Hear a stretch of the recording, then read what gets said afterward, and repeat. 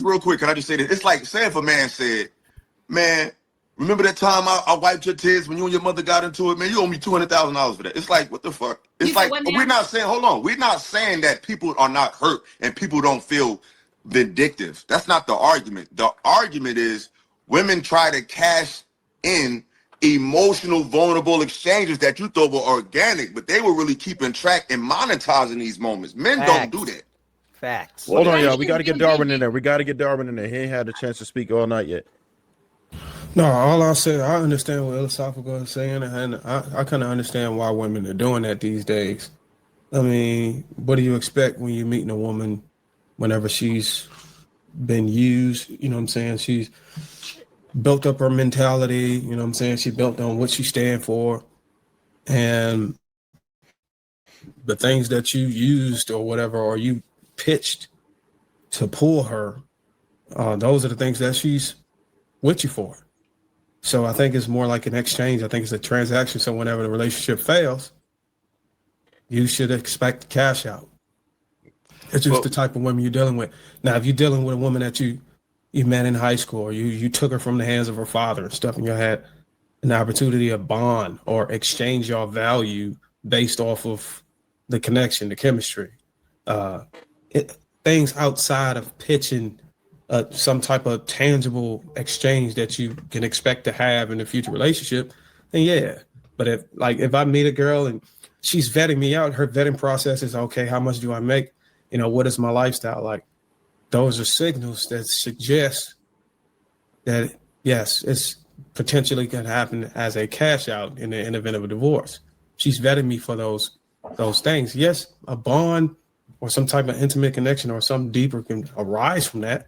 But the foundation of that initial connection derives from those transactional qualifiers. That's true. But my only pushback to that is I try not to generalize, because it's not always that black and white. Look at Aisha Curry and Steph Curry. Young, Christian.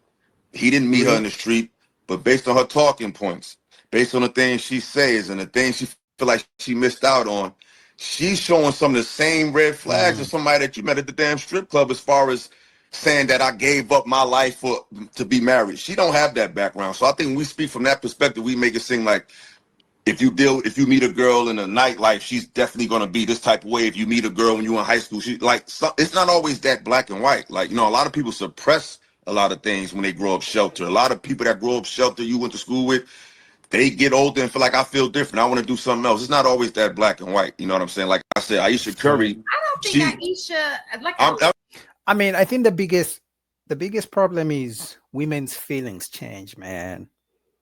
You know, as a man, if you're looking for a relationship, trying to get married, I mean, men's feelings change, but I think for men, obviously I might be biased because I'm a man, but for men, we have a sense of duty. You know what I mean? Like, as a man, I mean, both people change. Let's say people get married today, in 10 years' time, they both change.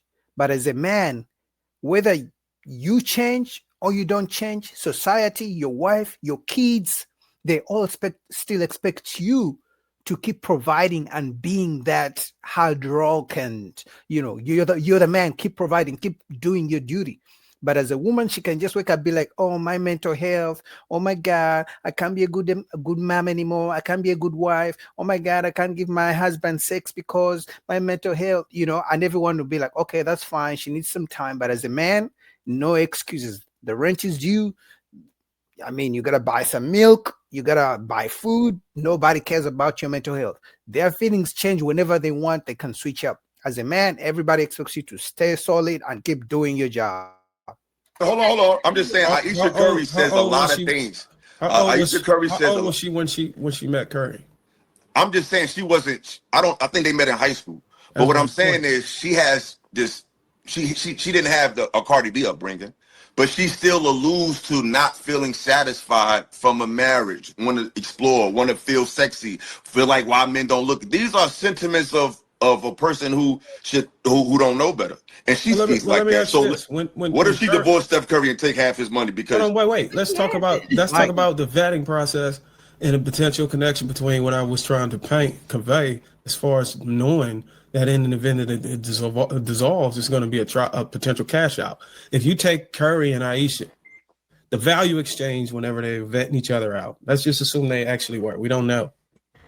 What was the value exchange? Oh, well, I'll help you with your homework or some shit. I mean, like they were in high school. So you can't really expect or think of any way, like if the relationship failed and she would try to,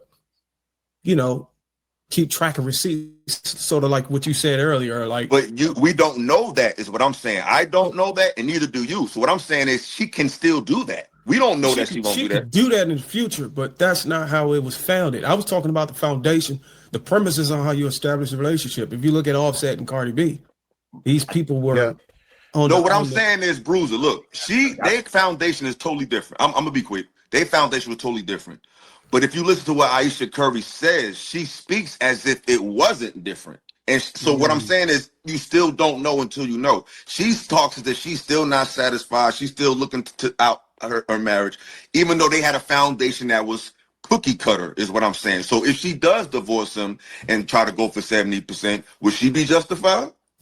She's just a modern woman, like many of them. Because to some women, it looks like Aisha Curry hit the jackpot.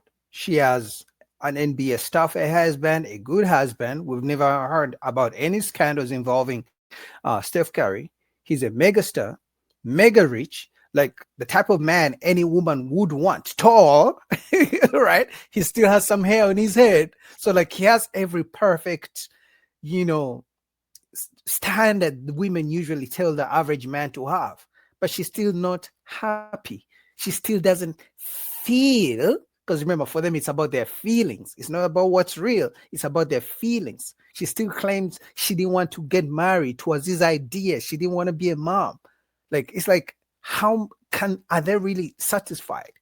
Because she could have had the life she claims she wants, and then she would be complaining how she needs a husband. If she had an average man, she would be complaining she needs a man like Steph Curry. But now she has Steph Curry, she's complaining she needs a man. She needs more attention from the average man. Like it's never enough, man, unfortunately. But shout out to the PF, man. Shout out to you guys who just joined me for the show. We're cooking, man. So in fact, I'm going to go to the next video. Shout out to you guys. Like the video as you're coming in. I really appreciate your support. We're back in here on a nice Wednesday evening. Hope everybody's doing well. First person in the comment. Yeah. A calm night. Welcome to the show. Exactly. Like that's all she says. She doesn't feel. For them, it's about the feelings. And the thing about feelings is that they change. In 5 years' time, actually 5 years' time is even too far away. In 2 weeks' time, she's gonna be feeling something different. Have you guys heard of that? And I've said it so many times. You've probably even seen this on social media, how apparently your woman can ask you for the world. You give her everything she's asking for, and then tomorrow she'll be complaining you didn't give her the heavens. Have you guys heard of that? Like she will be complaining, okay, you gave me the world, but you didn't give me the heavens. It's like, you asked me for the world. I gave you everything I have. And then she's going to leave you for a guy who has heaven. And then the guy will give her the heavens, and then she will be complaining she misses the world. It's like, it's never enough, man.